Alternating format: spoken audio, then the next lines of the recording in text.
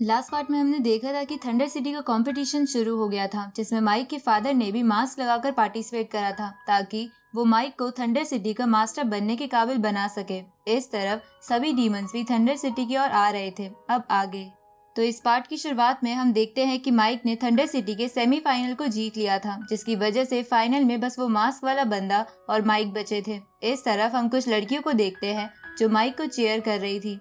साथ ही जिन याओ भी अजीब तरीके से उनका साथ दे रहा था, जिसे देखकर माइक थोड़ा एम्बैरेस फील करता है और डेव के कुछ बोलने से पहले ही उसे बोलता है कि मुझे पता है कि तुम क्या बोलने वाले हो, इसलिए चुप रहो।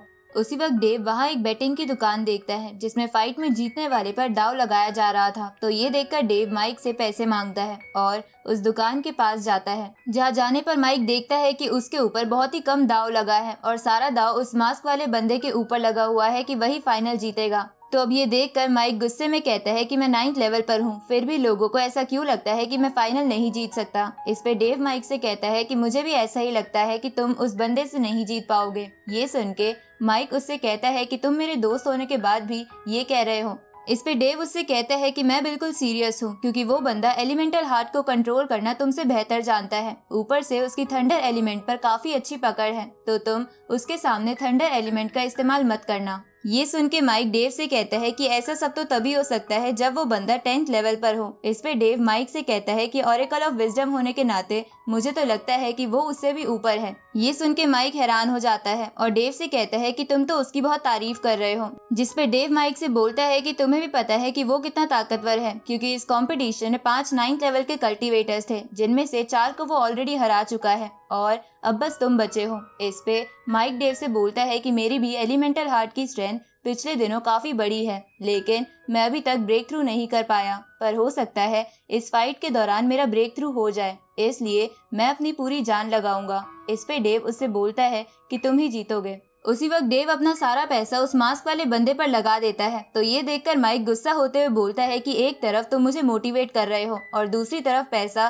किसी और पर लगा रहे हो। इस पे डेव कहता है कि मोटिवेशन और पैसा अलग अलग चीज है, मैं मोटिवेशन के चक्कर में पैसा नहीं हार सकता। उसी वक्त फाइनल राउंड की अनाउंसमेंट हो जाती है, तो माइक एरेना में जाने लगता है, पर जाने से पहले वो डेव से कहता है कि देख लेना, मैं ही जीतूंगा। अब माइक एरेना में पहुंच जाता है। इस तरफ डेव माइक के जाने के बाद अपना सारा पैसा उस मास्क वाले बंदे से हटाकर माइक पर ही लगा देता है, क्योंकि उसे पूरा यकीन था कि माइक ही जीतेगा। इधर वो मास्क वाला बंदा भी एरेना में आ जाता है, जिसके बाद मैच स्टार्ट होता है, जिसमें फर्स्ट अटैक माइक मास्क वाले बंदे पर करता है, लेकिन वो बंदा यानी माइक के फादर अपने थंडर अटैक से उस अटैक को खत्म कर देते हैं, जिसे देखकर माइक सोचता है कि डेव सच कह रहा था कि इस बंदे की थंडर एलिमेंट पर अच्छी पकड़ है। लेकिन असल में क्या होगा वो तो एंड में पता चलेगा। अब माइक बहुत सारे फायर बॉल अटैक्स उस बंदे पर करता है, पर वो बंदा बिना हिले उन फायर बॉल्स को डिस्ट्रॉय करके एक थंडर हैंड से माइक पर अटैक करता है, पर माइक उससे बच जाता है, जिसके बाद वो फायर लेजर से उस पर अटैक करता है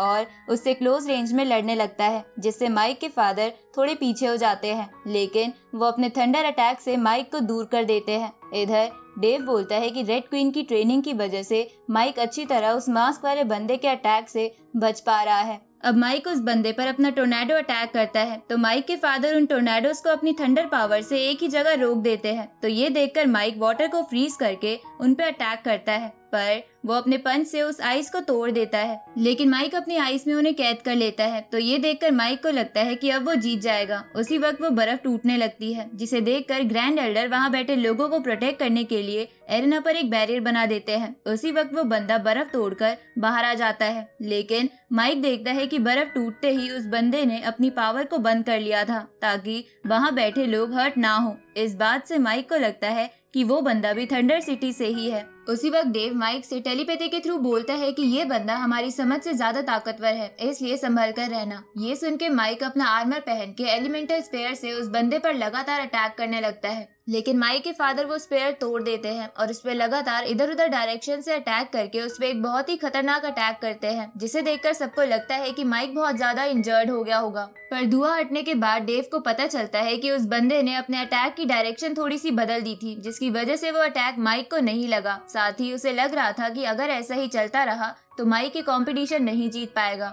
उसी वक्त माइक के फादर थंडर ड्रैगन उसकी ओर भेजते हैं, लेकिन माइक उसे वाटर एलिमेंट की शील्ड से रोकने की कोशिश करता है और फायर एलिमेंट से उस बंदे पर अटैक करता है, लेकिन वो बंदा पीछे से आकर माइक को नीचे गिरा देता है और बार बार माइक को उठकर लड़ने के लिए कहता है, लेकिन माइक के उठते ही वो फिर से उसे नीचे गिरा दे रहा था। ये देखकर ग्रैंड एल्डर को लगता है कि माइक के फादर उसके साथ ज्यादा ही बुरा बर्ताव कर रहे हैं। उसी वक्त माइक के फादर माइक से कहते हैं कि तुम थंडर सिटी के मास्टर बनने के लायक नहीं हो। ये सुन के माइक को गुस्सा आने लगता है और उसकी आंखें हरी हो जाती है। तभी माइक के फादर उस पर फिर से थंडर ड्रैगन से अटैक करते हैं, पर उसी वक्त माइक डेव को एरेना में बुलाता है जो उसे अपनी पावर दे रहा था, जिसकी मदद से माइक अपनी एलिमेंटल हार्ट की पावर इस्तेमाल करके उस ड्रैगन को रोकने की कोशिश करता है। तभी माइक का हार्ट तेजी से पंप करने लगता है। तभी डेव को पता चलता है कि माइक का ब्रेक थ्रू होने वाला है। उसी वक्त वो दोनों स्पिरिट वर्ल्ड में चले जाते हैं, जहां माइक बहुत सारी स्पिरिट को देखता है। इस तरफ असली दुनिया में माइक और डेव अचानक से हवा में उड़ के थंडर सिटी में बह रही स्पिरिचुअल एनर्जी को कंज्यूम करने लगते हैं, जिसे देखकर ग्रैंड एल्डर और माइक के फादर भी हैरान थे।